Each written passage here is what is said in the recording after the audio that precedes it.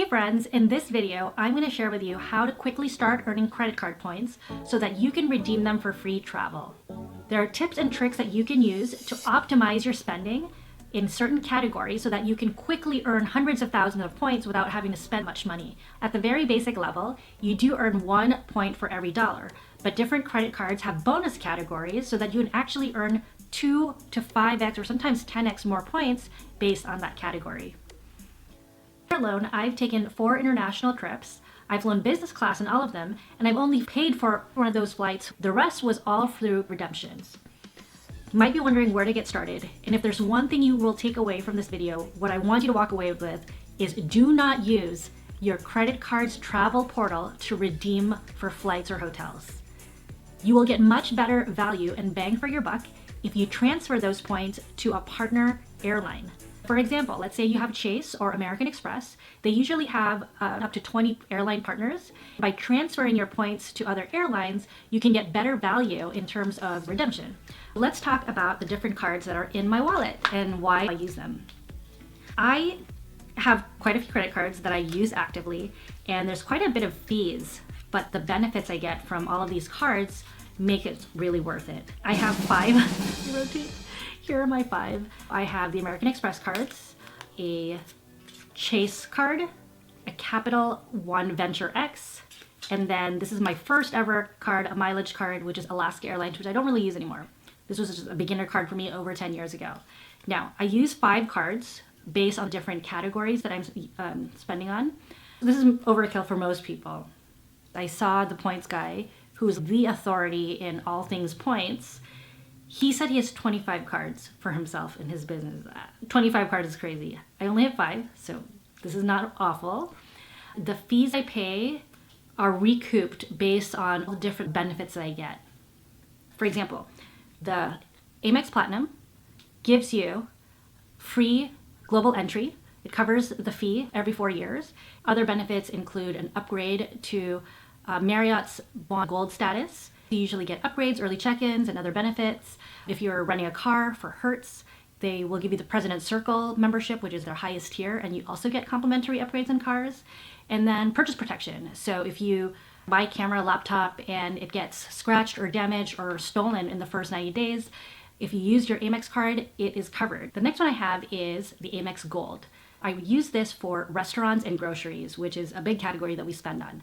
This is 4x on food, groceries, and restaurants. And other perks are like $10 a month on Uber. You could use that either for Uber Cars or Uber Eats. That's already $120, so $10 a month times 12. So that covers part of the fees. This is something like $300 annually for the membership fees. The Chase Sapphire Preferred is a really great starter card. I recommend a lot of people to use this as their first card. This is 3x on restaurants and 2x on hotels and other travel. This is only $95 per year, so this is very affordable in terms of the annual fees, and it's just a great starter card. If you're willing to spend a little bit more, my personal daily spending card is the Capital One Venture X. This is great because it's 2x on every purchase. If you are a big shopper, you're going to want to use this card because anything you buy, clothes, shoes, whatever, is now 2x. You never have to think about the bonus categories because it's just a flat 2x on flights, restaurants, and travel. The fees for this one is $395, so it is still a little bit high, but it does come with global entry. It has some complimentary memberships that will help recoup the cost. Additionally, you also get Priority Pass, similar to the Platinum card. And finally, my very first mileage credit card, which I probably would not recommend for most people, is a credit card with an airline of your choice. This is just a flat 1x for every dollar spent. So that's not really a great value, but this is better than nothing. And this has usually the lowest fees. I think this is $95 annually. There are other tiers and other airlines offer different prices, but I wouldn't recommend committing to one credit card miles because it's much better to be able to move your points around and redeem on different carriers. This was the card that I had, 10 to 12 years ago, and I was charging all of our business expenses on this, and I thought I was being really smart because I was earning 1x. On hindsight, that was not the best move for me. If I could do it again, I would definitely get the Venture X, which is 2x, if I just don't want to have to think about the different categories. If there's one thing you're going to take away from this video, my one ask is you do not use the credit card's travel portal to redeem hotels and flights. You're going to get way more value if you transfer your credit card points to a partner airline carrier. For example, if you have Chase points, transfer that right now to Virgin Atlantic, because there is a promo running right now where it's 40% bonus transfer until November 30th. If you have 100,000 points, you transfer to Virgin Atlantic, you will then get 140,000 points. You may say, I'm not going to London. Why would I want to move my points to Virgin Atlantic? This is where the beauty happens. Usually, airlines will then include their airline partners' award flights.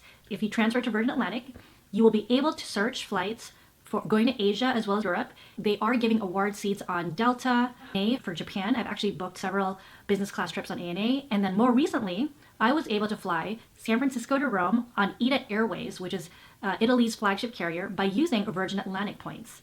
When I was booking my flight, there was a bonus transfer with American Express. There was a 30% bonus transfer, so I only needed something like 77,000 points in order to redeem the nonstop flight from San Francisco to Rome, which was about 100,000 Virgin Atlantic points.